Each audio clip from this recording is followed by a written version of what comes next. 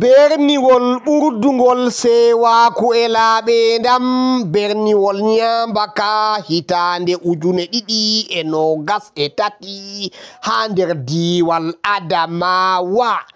ɓaawo hande daɗo waɗama ha nder berniji nogas e go'o berniwol nyambaka wurti aranol ha sewaku e laaɓe ndam. hawritirde nde waɗama ha bariki gouverneurjo diwal Adamawa.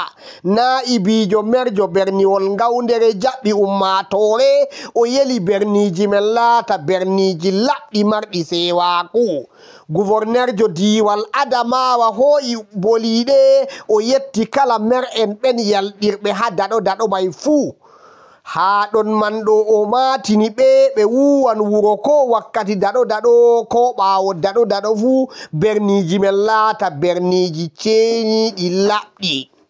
Merjo berniwol nyambaka Alhaji Abbo Umaru o efti alkawal o ɓeddan wo'ingo wuro mako o ɗo yela o wurta aranno.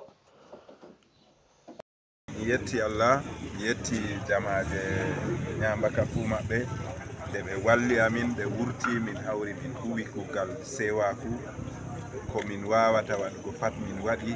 Hande kam bana yande mi wino on min ɗo yaha be dernier secret amin.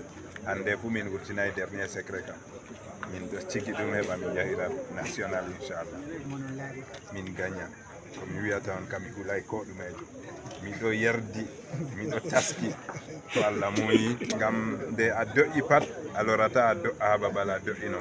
Jotta ɗo to min hooti min ɗo yaha larta ha deydey je min do'i ɗo pat min ɓamta min wo'ina kanjum ɗo on tan mi yarugo amin yeeso inchallah.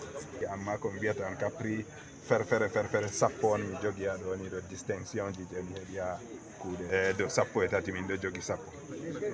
Merjo berniwol Mayo Darle arandejo ha hitande salinde, jeegojo ha lesdi Cameroon, ɗiɗaɓo ha hitande hikka o yelani merjo berniwol nyambaka Allah hokku ɗum nasaraku wartira kuɓwanga ha leddi Adamawa. Kenya min burtino premier régional, hande min ɗon deuxième régional, ça veut dire que min ɗon ha nder course e min jippinta ko jungo bo inchallah année prochaine min hositan babalani.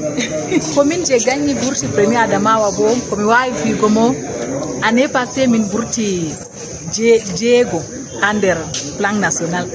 Min ɗo yiɗi o yara Adamawa ha ɓuri position jeego.